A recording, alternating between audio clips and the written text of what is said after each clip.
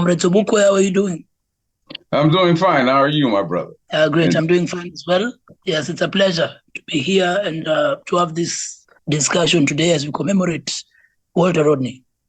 Yes, of course. So to start us off, I think we can briefly talk about what the purpose of this webinar today is, and of course, who we expect to be the speakers for today's webinar, and what kind of discussion we expect. So the purpose of this webinar is to commemorate the legacy of Walter Rodney. Why are we doing this? Walter Rodney, who of course was a revolutionary from Guyana, but of course we know that he was an African, was born on this day in 1942. So he was born on 23rd March, 1942. In commemorating his revolutionary legacy, we seek to have a discussion on some of the works that he did, on some of the writings that he did, on some of the contributions that he made to our revolutionary struggle, and of course, have a discussion on the relevance of these in our struggle here today. Those of us who are joining are people who are interested to learn more about his legacy, and of course, our comrades who are engaged in revolutionary organizing. And therefore, the discussion today is going to be important because we're trying to see how relevant his contribution was to our struggle here today. There's some very, very important works that Walter Rodney produced in the course of his organizing. In fact, personally, one of the first revolutionary materials that I came across, even before joining revolutionary spaces, was How Europe Underdeveloped Africa. And I must say that is one of the books that radicalized me and that took me leftward, that made me a socialist and that, made me who I am today and basically helped me join revolutionary organizing and organizations. And therefore, I think in the course of our organizing, we can see how relevant his contributions were and continue to be in illuminating our path as organizers. For today's discussion, we're going to have Sobukwe Shukura making a presentation on the revolutionary legacy of Walter Rodney. In the course of the conversation, of course, we shall be expecting other people to make contributions as well. To start us off, I think we're going to have Comrade Sobukwe, who is going to take the floor, after which we're going to have a discussion on the points presented and exactly how this resonates to our present struggle against neocolonialism, against capitalism in general, and for liberation of all the African people. Karibu sana, Comrade Sobukwe. All right. Okay. Well, let's just start with like you said, of course, the seminal book that we all been influenced by, Walter Rodney's Why Europe Underdeveloped Africa is probably the best or the most well-known book that he wrote, although he wrote others. It encapsulates the relationship of certainly the economic underdevelopment of Africa, and shows that it's a critical to understand the reason why Africa was underdeveloped is because the Europe is and imperialism raped it of its resources and deliberately tried to keep it from ever advancing and developing as a continent and as a people. So I think that that's one contribution that I think cuts across a lot of what we uphold, the legacy of Walter Rodney. If you just read that one book, it's like many other what we call base books, seminal books that help us understand better the occupation and imperial process that took place in Africa. It also it's predecessors like Capitalism and Slavery by Eric Williams, and books like that are foundational to our understanding of Africa's particular relationship to imperialism. Because I think even some people, of course, look at Walter Rodney. There's a lot of different ways to look at him, and many people look at his training and Marxist ideology. But he was not just a theoretician. He was a practitioner. I mean, he was one who operated out of the Praxis, both theory and practice. He's one that operated literally in Pan-African space. Born in Guyana, as you said. He also taught in the Caribbean. He went to school in Europe. He went to school in Tanzania. So he actually was someone who had, on a practical side, a Pan-African life. And when he taught, and he also, of course, he spent some time in the U.S. Tied to the Institute of the Black World. So Rodney was, of course, again a serious scholar, but more importantly, he wasn't a scholar who lived in university spaces. He was a scholar, activist, and maybe even an activist scholar, because he was someone who took in his knowledge, his experience in reading and training, and his scholarly work, his research, all the things that he researched and put in his books about history and so on. He lived. I mean, he went out and went among and grounded.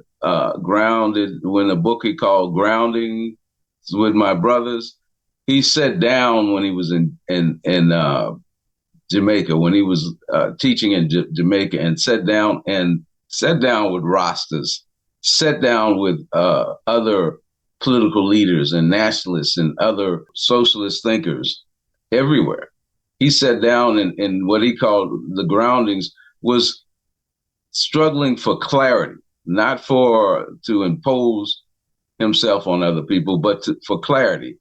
But he used his privilege, his opportunities to study in all these great spaces to advance the people's struggle.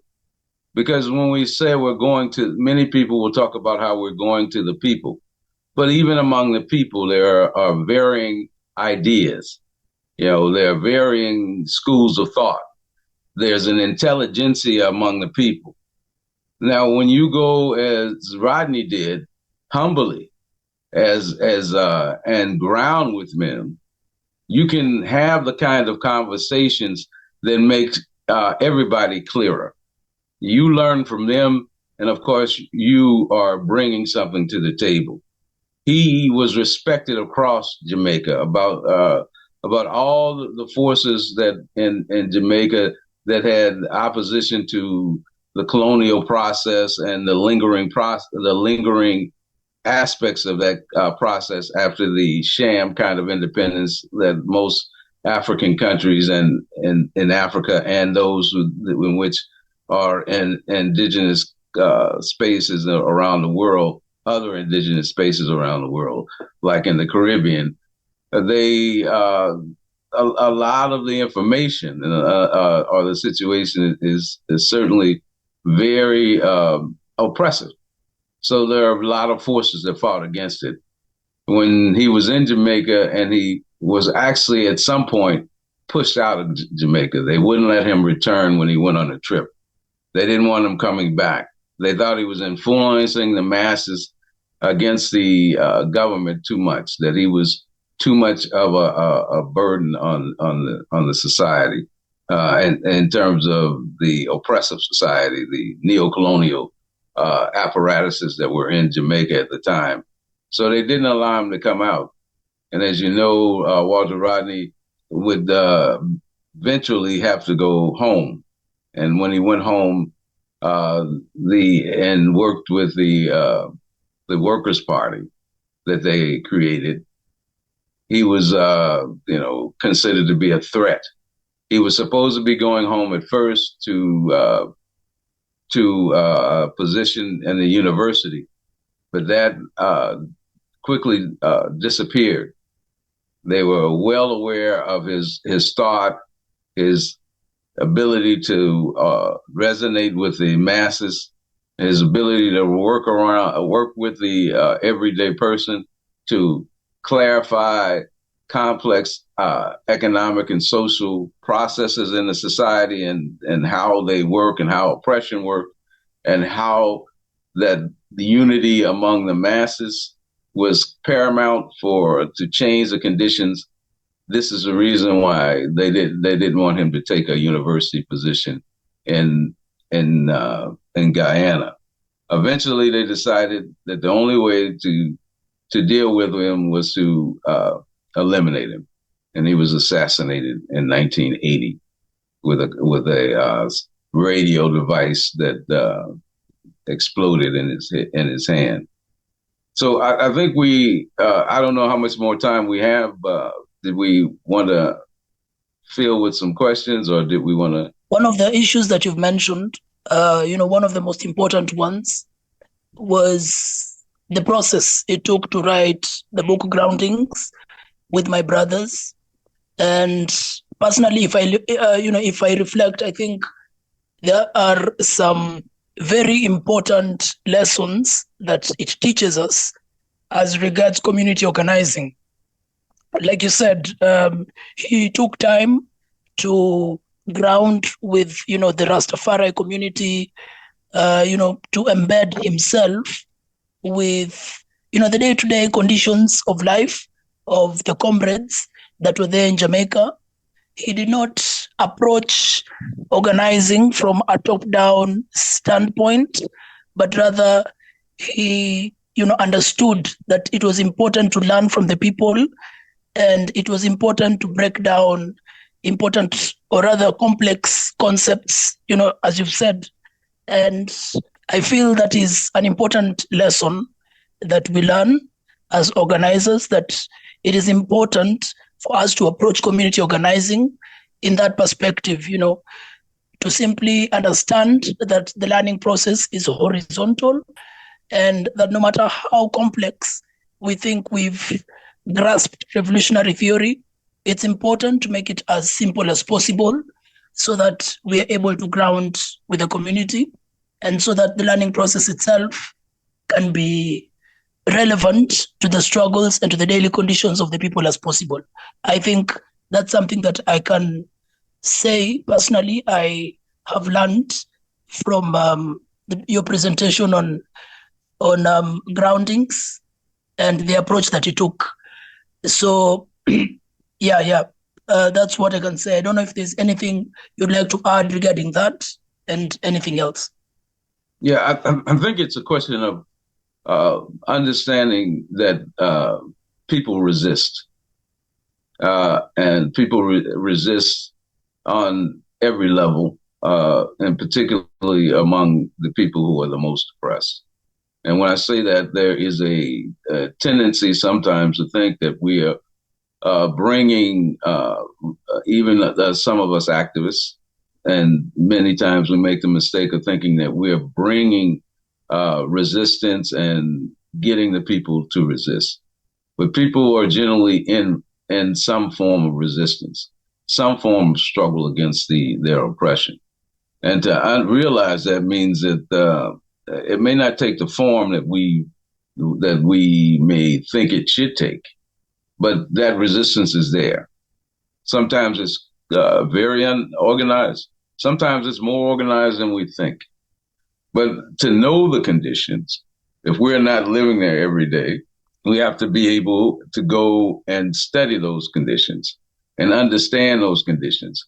And part of that, again, that understanding is where people are in terms of their understandings. Do the workers have a high consciousness of working? Because we know that even though the working class are the basis of struggle and against capitalism, since the major contradiction is between capital, those who own and control the means of production and have the resources, and those who have only their labor to offer. We know that's the main struggle. But what is the consciousness of the workers? What are the conditions of the workers? How is it different than understanding, reading Marx, who's basically he talks about a lot of things, but reading somebody like Marx or reading some other revolutionaries like Mao or any of them who are in other territories and their analysis of their primary contradiction that they're dealing with. And then looking at that, and you can't just take that and apply it without having a thorough knowledge of the masses in the place that you are. The reason why his books, his legacy impacts African people so much is that he helped to look at those conditions that impact us on a day, which is different. You know, he realized this question of identity was very important in terms of the understanding the identity that comes from our nation class situation. When I say our nation class situation, I'm talking about in terms of when we look at the fact that Africa and colonized places have a different layer of workers and class. When we think about the situation in spaces where he was there had to be, there is not just a class struggle between the owners of production and like it is in certain parts of Europe and the workers, but it's also in a neocolonial situation, in a colonial situation, in a settler colonialism situation. There are sometimes even class collaboration between the European working class and the indigenous population, and that they, when the colonizers come in, they are oppressing to a certain degree all the sectors of the society, even those that may have previously had some class, some higher class interests. Now, this means there, and what I'm trying to say here is that the economics under a colony, is that those even functions of the economy are suppressed and sometimes totally destroyed. So that means that even the other relationships that were there before become under a bigger oppression. So even chiefs and folks that may have had some higher level of political status within the society or advantage in the society now are monitored and controlled. So now everybody, to a certain degree, is oppressed under in the colony, and there becomes a element of national struggle against the control of resources. So, in his analysis, he was able to see that this is more than just a simple class struggle, as as was being theorized in the struggle against the workers would raise their consciousness to the level that they understand that they must take their means of production from a capitalist class, but in the colony, it's a second layer, another layer. There has to be a national liberation against the colonizer, the one who is oppressing the whole society. And then we start to enter into class struggle in the more I don't even want to say classical sense of the word, but in the question of just workers against the owners of and the means of production.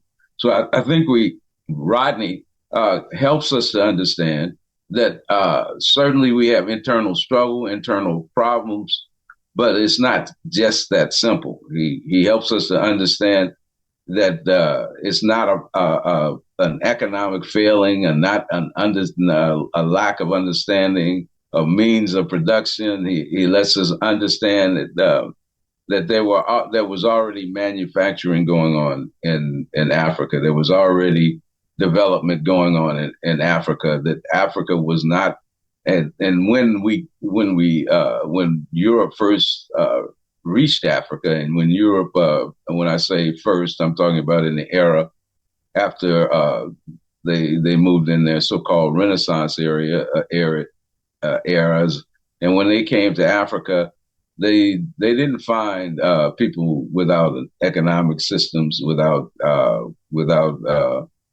development. They didn't find societies without manufacturing, and they didn't. It wasn't like they were that much more advanced when they started to trade with us. The only advantages that they may have had at that time was gunpowder and the ships, and the gunpowder allowed them to put the cannons on the ships to produce the guns. But even that knowledge, of course, didn't start in Europe. The knowledge of gunpowder comes from China. The navigational skills came from the Moors or North Africa. So we know that the societies in Africa and had certainly already mastered the writing, the knowledge of science, the knowledge of astronomy, the knowledge of mathematics. So there were already materialist thinking before Europe came to Africa. So there's no way to think that the Africa's underdevelopment today wasn't, again, a process. It was a process of domination. And he helped us to understand that history does not move in a straight line, and meaning that development in one continent or on one part of the world may be in decline, even if it was at one time a very high society, and that every epoch of history is not linear. It spirals. It goes up and down, and it runs into destructive forces, sometimes human-made, sometimes natural. So we can know that Europe was at one point behind other continents and other areas of the world. I mean, he explains that China was more advanced than Europe during the Dark Ages. It was Africa in many spaces was more advanced than Europe in different parts of the world. He also helps us to understand that we have to look at the economic reality of all societies and think that even though there are similar economic similarities in economic development in different societies, that is not necessarily totally uniform. Like the way that slavery exists in Africa, the way that slavery existed in Europe, the transatlantic slave trade and all of that was different from place to place. I think the other area was certainly the question of identity. When we think about identity, he was clear that Africa and African people, identity wasn't simply a biological question, but it was a political question. When he talked about identity, he was clear that when we talk about Africans and we talk about Pan-Africanism, we're not just talking about it in some kind of abstract, notion that just we're romanticizing those in the diaspora and other places like where he was from. We're romanticizing our relationship to Africa. Of course, we left the continent as Africans, and when we got to the diaspora, we were still Africans. But it was a political repression to make us not identify with the African continent, those of us in the diaspora, but we fought to do that. And this is important, that when we talk about the political relationship of Africans in the diaspora and in the world, he understood that the necessity was that we really look at what are the economic conditions, what is the economic history of Africa, what are the two things that interrupted and stopped us from our development in stages in our common development and interchange between Africa and the parts of Africa. And both basically the two contradictions that we have to deal with, which he talks about, is the slavery, the transatlantic slave trade, and the colonization of Africa for the resources. When those two things happened, it changed the game. It grew the reality of the oppression of our people.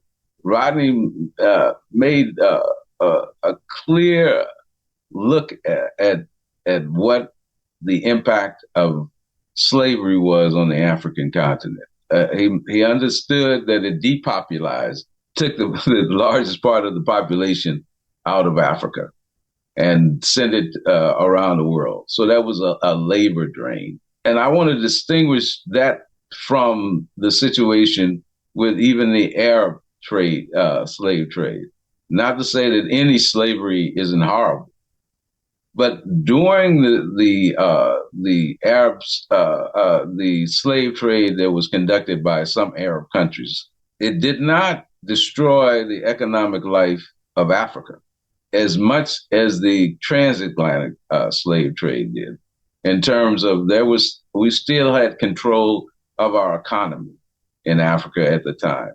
But as the slave trade grew and colonialism came in, which is, we have to understand that the slave trade is the only reason that capitalism, the transatlantic slave trade and the colonization and settler colonization of the Americas is what really produced the first frame of capital as we know it. Modern capital is different from the resources that people had before. It is enough money to be able to start the Industrial Revolution and to actually change the nature of the global economic reality.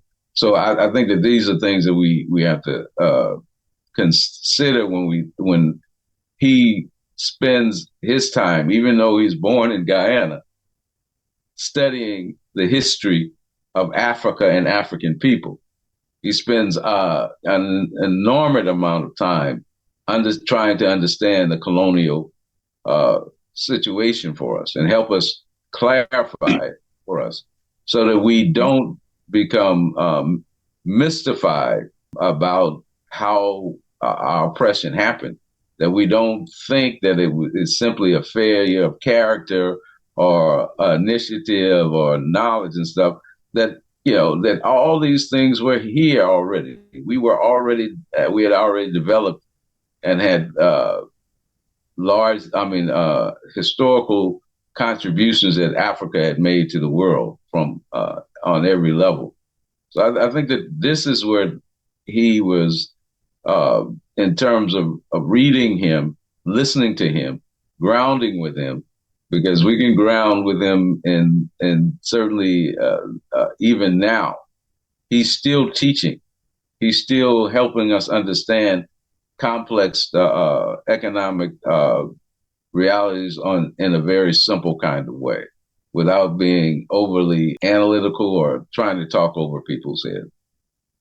I think you mentioned some very, very important points there, comrade. And one of the things, of course, that stand out is exactly that, the fact that Africa was advanced even before the Europeans came. In fact, way more advanced in many aspects. And this is something that our colonial education has tried to suppress. In fact, growing up, our education curriculum, you look at the history bit of it, it always began from the point where the Europeans came in and began to colonize us, as though before that there was nothing happening. So for you as an African to try and learn about the past, about the civilizations, about the advancements that had been made in the African continent, you had to make your own research, and you see this is something that is not easy to do. So therefore, I think that it's an important aspect of his work to teach us that indeed we had advanced in very many ways, and we see therefore how Europe took part in the process of underdeveloping the African continent and the African people. There's something you mentioned regarding race, and I know that you've explained it a bit, but maybe you can explain further. Of course, you've talked about the race question and how it becomes the principal contradiction at some point whenever there is national oppression on a broad scale, whenever an entire people have been oppressed on the basis of race. So maybe you can elaborate, what is the material basis therefore for racism? For racism, and of course, by explaining that, there are also the other prejudices. Yes. Yeah. I think that we have to first understand that race is for a social construction. There's no biological determiner in terms of what race is. Race, as I think Sobukwe, not me, but Mangaliso Sobukwe was one who said that, that basically there's only one race, the human race. Understood that it's not really based on just a biological marker. Certainly, extreme differences in skin color was used for a marker of race. But even within most societies, this notion becomes very unclear. It's because it doesn't have that. If we read old books in Europe, they'll talk about the German race, the Italian race, the Greek race. They'll talk about race in some ways we wouldn't think about it today. Even the question of when we come to the African continent, we know that you have people of very, very light skin, the Berbers in northern Africa. You have the Sudanese. You have we have a range of skin colors. So really, what makes us African is in our national oppression is usually more about a political identity that someone has thrust upon us from outside. And the same thing for us. The only way that we can use it effectively is to talk about our identity as Africans. And certainly I'm not saying that when people have formed this notion of Black power or Blackness as a unifying attribute, it's usually really in response to what helped different ethnic groups from Europe come together. Those who had warred for each other at each other's for 100 years, 100-year war between the Anglo-Saxons in Britain and the so-called French and their cultures, didn't see themselves as the same people. Religiously, they even separated each other in terms of believing that people who practiced Christianity were different, and people who practiced Judaism was different, and they had wars over that. So these warring factions when they come to a new environment in the West, are able to build a political whiteness as a basis of how they could come together, how they could stop fighting each other, how they could unify around this, them creating a difference between the so-called others, the indigenous people. Because even the indigenous people, of course, were about 500 nations in the Western Hemisphere. But whiteness helped to unify the French, who had been fighting over certain territories in the Western Hemisphere. Like I said, people were fighting who had been fighting religious wars. The Jews and the Catholics and the Protestants and the Catholics. All whiteness became a political convenient concept. There were many pseudosciences, reactionary sciences that were trying to prove that there was some sub races and higher races, but all of that is pretty much this. All real history shows that the African continent, like I said before, had already created sciences, and that so you can't really. In Asia, of course, all the science, indigenous people, building, monuments and sciences and understanding, nature in a certain type of way. You can find that everywhere that humans exist. The whole question for us now is that how do we politically define ourselves? And to me, I think, again, I go back to that notion that it's not simply about our skin color, but it's certainly about who has experienced this colonizing process that is impacting Africa, and the colonizing and this enslavement process that impact Africans. And certainly this becomes really the basis of our struggle. It's a national identity, a political identity. And certainly, again, I think people will react. And I don't have a problem with being called Black, or people calling for Black power, because I know what it was talking about. And then even when we talk about a Black culture, but the real reality is the political reality, is the fact that Africa and Africans are oppressed. In other words, and we repeat this all the time, that Africa is the richest continent on the face of the earth, but African people are the poorest. So this is what we are really dealing with. We're talking about national oppression, because we're not just talking about restoring our identity in some kind of emotional way. We're talking about restoring our path to economic development. We're talking about, we're not just talking about liberating us being able to call ourselves African, but we're talking about material conditions of African people on the face of the earth.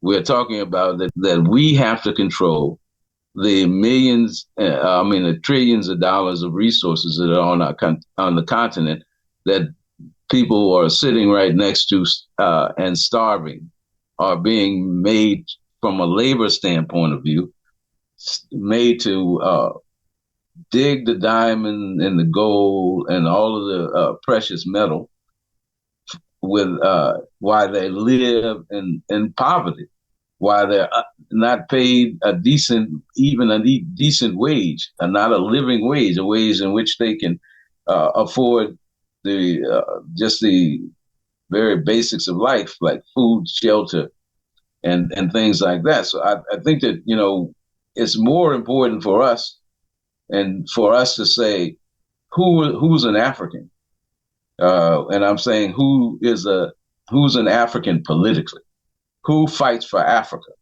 who is interested in putting us back on the road of development. There came a saying during the struggle for national liberation struggles, for the independence struggles, Some people used to say that Castro was the blackest man uh, in one of the blackest men in the world, and they didn't mean that his skin color was black. They meant that he politically was very African in the sense that he would help to organize. In fact, Walter Rodney helped also to sneak other Caribbean people into Cuba to be sent to help fight in the national liberation struggle in Africa. So his political Africanness and others, our political Africanness, is more important than our biological features. It doesn't make you more African because you're the darkest African, because a dark African can be backwards. A light African can be backwards. It's not what determines our understanding and give us a national identity.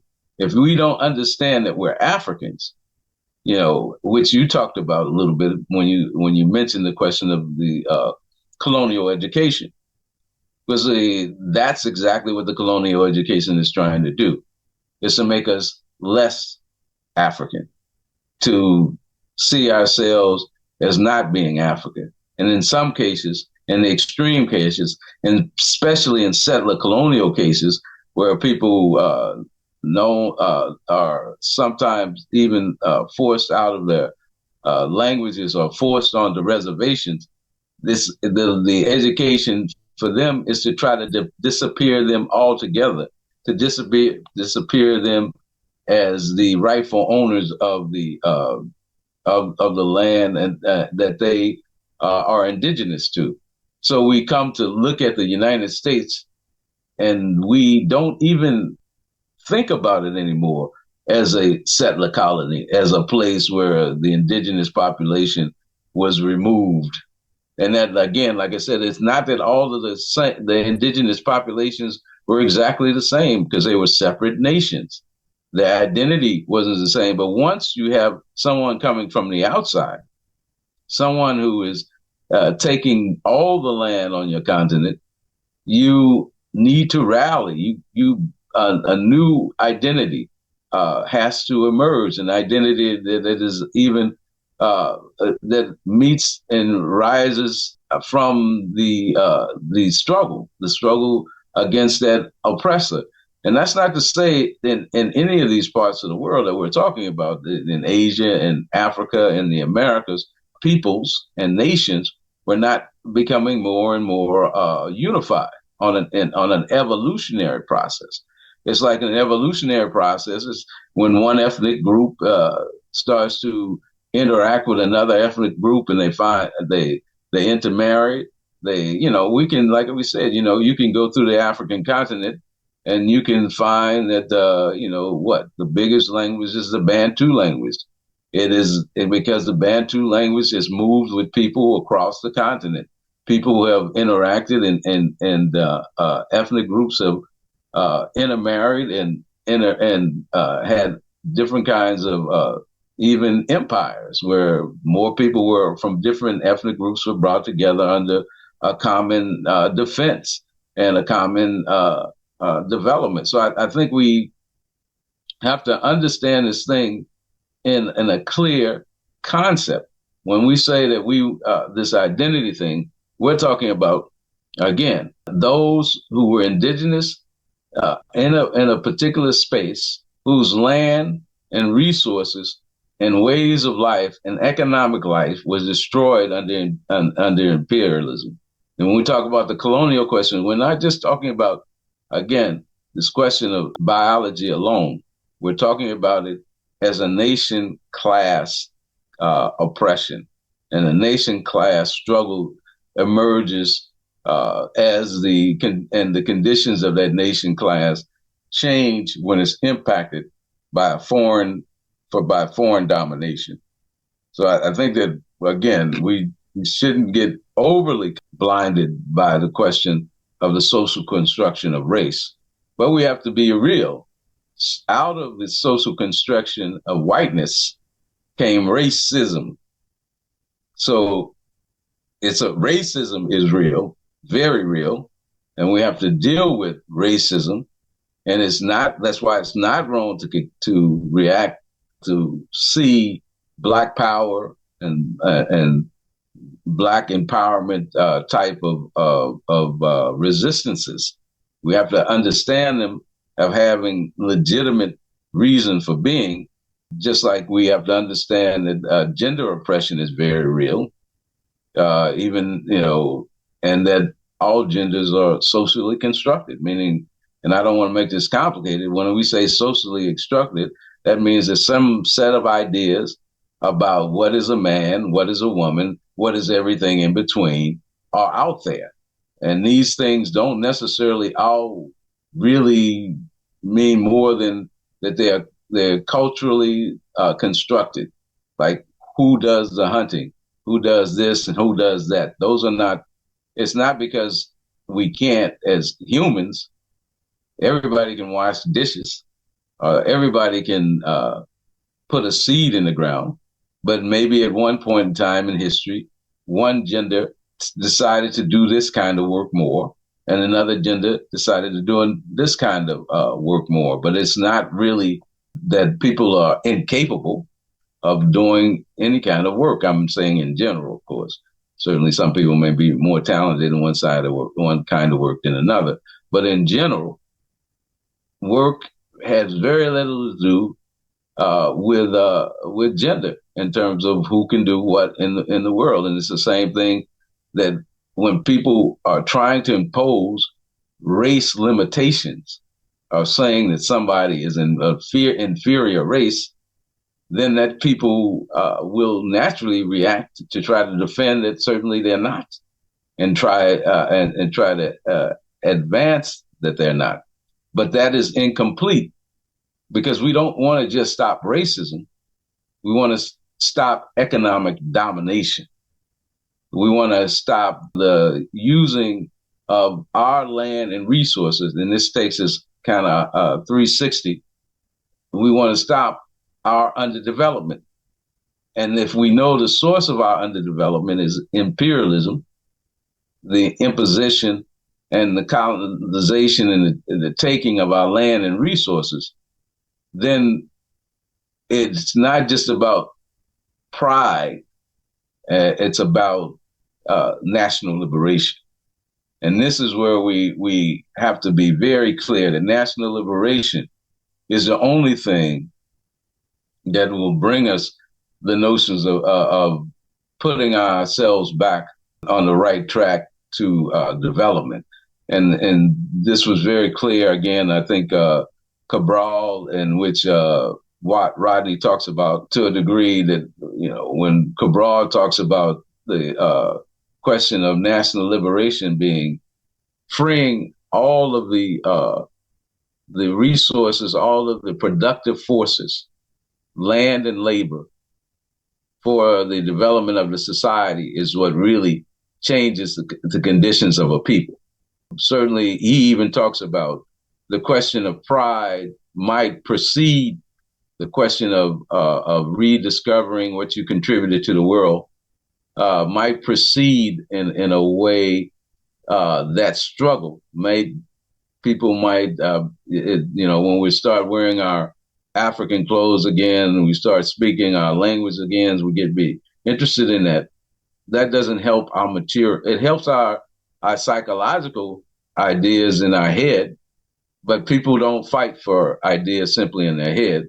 They're fighting for material things. They're fighting for the things that they need. They're fighting for the housing they need, the shelter they need, the food they need, which has been, some of the slogans that have been, that many of the left forces in Kenya has been talking about. So these are people they're not just fighting to say that they're Africans.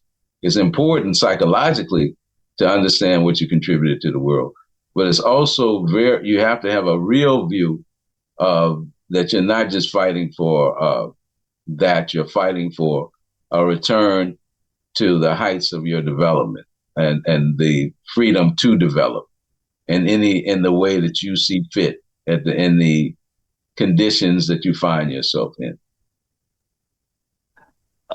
Thank you so much, comrade. I think once again, very important sentiments. That the entire point, of course, is that we are fighting for material conditions, and that then and only then are we going to truly say that we have national liberation, which, of course, in our context, we as African people, we can see that it's still incomplete, and that's why we're in the struggle today. So in light of all these, what would you say is the role of intellectuals in the struggle? Of course, you began by telling us about Rodney, about his work as a scholar activist. He was, of course, a professor, and he wrote so many things, so many works, which we use today.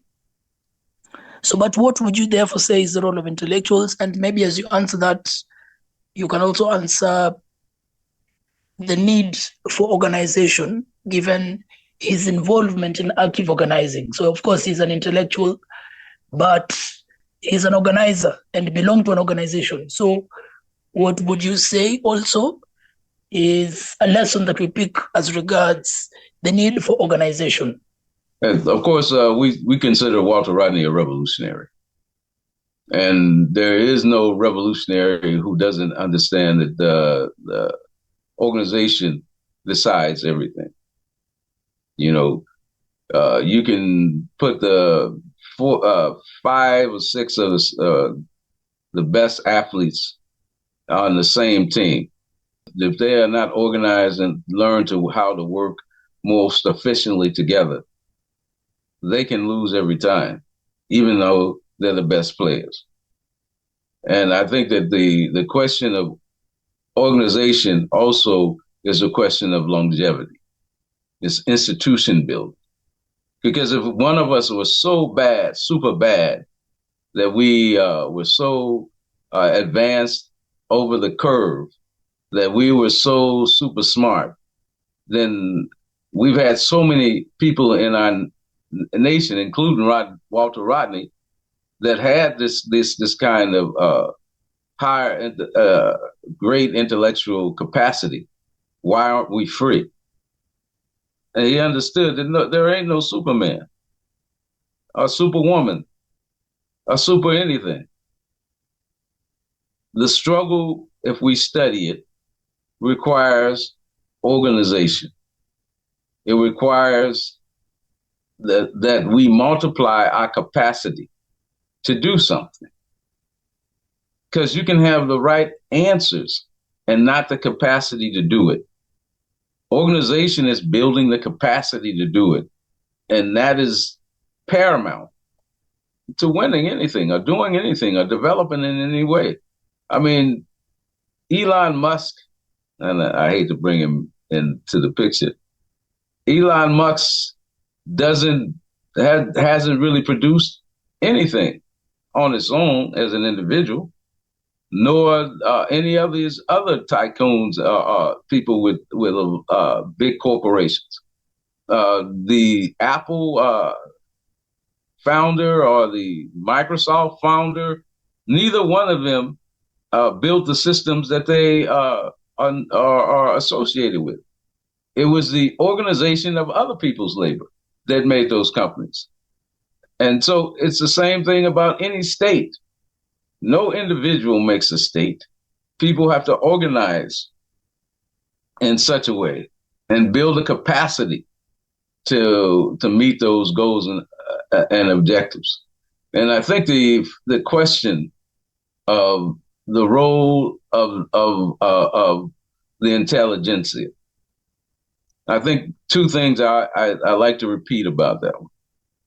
One, the role of the intelligentsia is to help to spark the others to take organized action.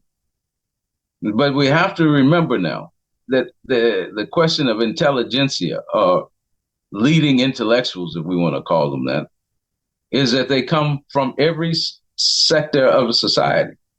And it's wrong for us to think how knowledge works is that it comes, that the university, we sit in the university, and that's where knowledge comes from. And the university is like going to a library. You go to the library, and there's a lot of indirect knowledge sitting on the shelves. When you go to the library, you get contributions from many people if you read many books. It's bringing together of a lot of knowledge. In the community, there's a lot of knowledge. But when you go among the people, and some people live in the mountains, some people live in the valleys, some people live on the plains, some people live in the desert. There's different, but there are people who have knowledge, a lot of knowledge on how to grow, how to develop, how to build tools, there's a lot of information. And in fact, that's the source of the information that goes to the top, goes to the universities, because when people write books, many times they go and, even if they're not participating, they go and observe what people are doing. And they write down best agricultural practices. Or when they expand on it in the university, the basis has to be knowledge that is already known. So there is information on both levels. There are intelligentsia on both levels. But there is also a privilege of being in the library, in the space where a lot of information, a lot of knowledge is collected, where you can go into a library and you can read Mao and Nkrumah, all of the great scholars, women and men, and every gender in between. You can read their knowledge, their information, and you can have access to much, maybe more information than the person who has to do certain labor all day. So your responsibility, if you are against the people's oppression, that if you identify with the nation, with the people, with the workers who have produced everything, who laid the bricks for that foundation of the library or the university that you're going to, then if you respect them and you love them, your responsibility as an intellectual is to go and work with them, among them, to ground with them, since we're talking about Walter Rodney, to share information with them, to come to know what they know, to come to know what their conditions are, to understand what the ideas that are limiting our progress on both sides, so that you can go back, even when you are in the university space, you can train the trainers, build a cadre base, build the teachers to go who can, again, take their privilege, the knowledge that they have surrounding them, that is perhaps more comprehensive than a segment of the society, should be able to go back again and to work with the people, learn from the people. And again, we're not, because you're not just struggling. Again, we're not struggling to see, to someday be on your tombstone, you were the most right. We're struggling because we are trying to struggle for more clarity, more understanding, and to be more useful to the organization of our people. And we can tell those who get that job done. That's why we're still talking about Walter Rodney now. He died in 1980. So why are we still talking about him in 2025? It's because he did that. He did exactly what we're describing here. He took his privilege back to the masses of the people. And this is the reason why we still talk about many other people, and we need who's continue to teach us today. I read his book in 1981. I'm still talking about that book that I read in 1981, again in 2025. So we build legacies of information, of and action that will continue to live long after we're gone. But we can't, as individuals, no matter how bad we are, do this without the organization of the masses of the people. The ideas of socialism, ideas of communism won't be built by an individual, not by simply reading thousands of books. It would be done by the concrete organization of the masses of the people. The concrete development of the society depends on its level of organization. Yeah. Thank you so much, comrade. I think that summarizes it all. I think we see that despite an individual brilliance that anybody can have, all will be meaningless without organization. And that in the end, it is only the organized force of the society, of the masses, that will be able to achieve genuine and complete liberation. Sahel is certainly right now a bright spot. We certainly are inspired by it. I think every condition like this, like we were inspired when Thomas Sankara rose in Burkina Faso, and the Sahel when it was linked with West Africa, when Mali and Ghana and Guinea tried to come together and for a while and fight against imperialism. We're watching, of course. Because there is so much riding on this, and imperialism is always lurking, trying to find ways to destroy the forward march of African people. We could talk about that in terms of not just in the Sahel, but we can talk about the current situation in Sudan or the current situation in the Congo. If we're reading Rodney and talking about Rodney today, we are always mindful that it's not, we think about revolution in terms of the armed struggle, but it is even harder to build towards a free and developed society, and going on and building a socialist society, or a society that sees the interests of the masses over the interests of the individual. Not that the individual shouldn't advance, but the masses, that before we give $1 trillion to one individual, we need to be liberating the means of productions for building schools, building houses, building hospitals, building the technologies that are going to allow us to travel more and get from one point A to point B easier. So we see that there is a force that doesn't want this our resources and stuff to be used in our interests. And it was great to see certainly that they saw the having boots on the ground in their country as a problem in the Sahel. I mean, seeing having French troops there and having the biggest, I think it was the biggest drone base in Africa, was a problem.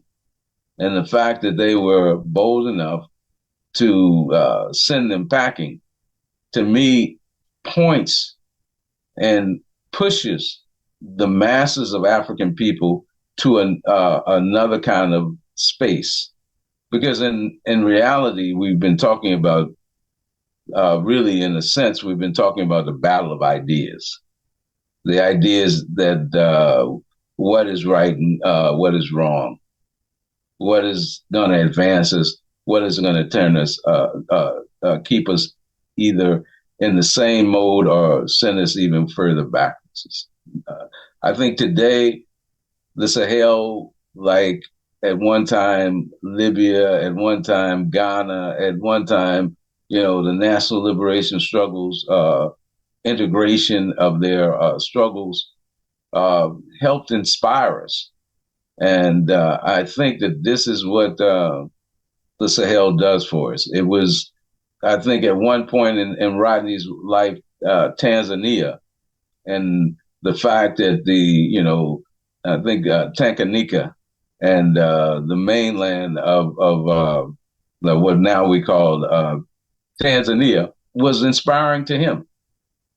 I mean, he saw that, what could be the fault lines, but it was inspiring to him to be there, to be in an African country that had a national liberation, that it was struggling to consolidate that national liberation, was inspiring to build socialism. We're inspired by these events, and they can become teaching moments, and they can become teaching moments both on what's possible and also on how can we consolidate that. Because I think in the final analysis, when the Sahel comes up, we all come up. But we all, if it's overthrown, or if it doesn't meet the mark that we want it to meet, then it can also be disheartening. And we can also lose confidence. I think it's very important for us to see these places like the Sahel as ours, as Africans, everywhere. All of us have to look at ourselves as being Sahelians, Africans. So they are, again, they are part of us. We share the same identity. What happens in the Sahel happens to Africans all over the world. It happens to the global South all over the world.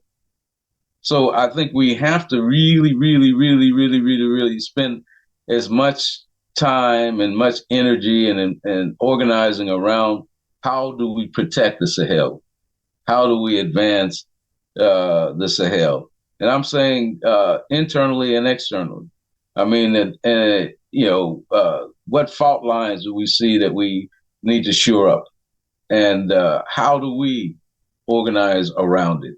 How do we really have solidarity with it? And I think that those are the things that we're really have to do around the Sahel, and understand it in its relationship to all African people against imperialism as a whole.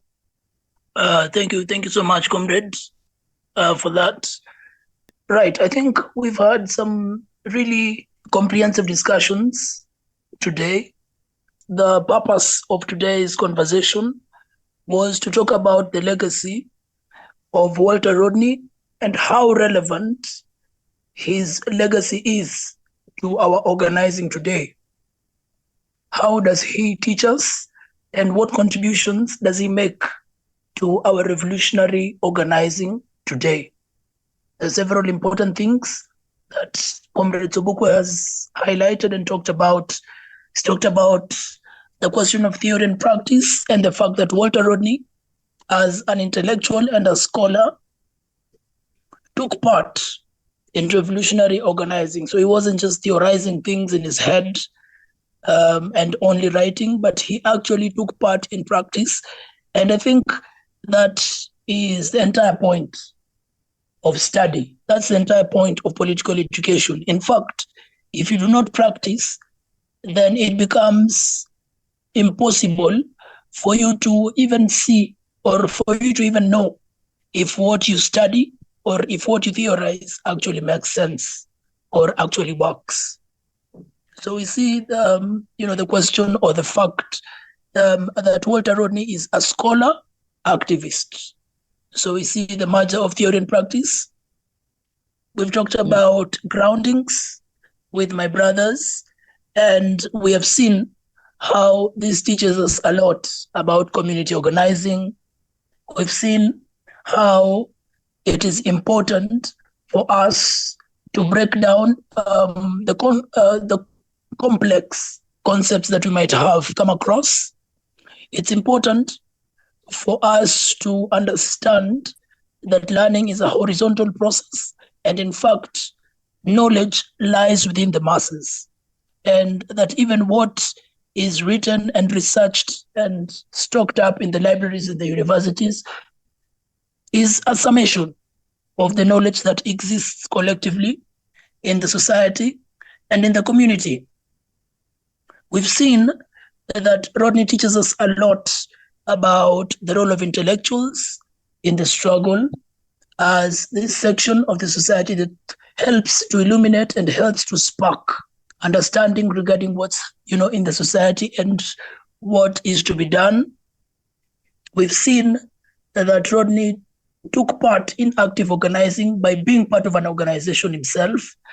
And therefore, we see that even today, no matter how brilliant you may be, no matter how intellectually advanced, if you do not actually belong to an organization, if you do not come together with other like-minded comrades, then it becomes impossible to achieve anything meaningful, and most importantly, to achieve something that has longevity and to establish an institution that will advance our struggle for posterity, for generations to come. Sobukwe has talked about the race question vis-a-vis the class question, and we've seen that at times the race question itself becomes a primary contradiction whenever the oppression has become, collective on a national scale, and where even the upper classes in any nationality are also oppressed by this oppressor nationality on the basis of race. But we've seen, of course, what the material basis for racism, for tribalism, and other prejudices lie. And we've seen that in the end, it's a question of exploitation, which has to be facilitated by oppression. So oppression is there to facilitate exploitation. We've also seen the question of Sahel and what interests are behind this anti-imperialist struggle and push. And of course, it serves as a reminder that national liberation is yet to be achieved in the rest of the African continent. And indeed, it is our role to continue with the struggle. So I was just trying to sum up some of the key points that have come up in today's discussion. I don't know if there's anything else to add as we finally wrap up this discussion. Maybe Sobukwe, you can give us a parting shot as we close. Of course, I think we should say certainly victory is certain. I think that, again, in Rodney's life, the things he participated in, even,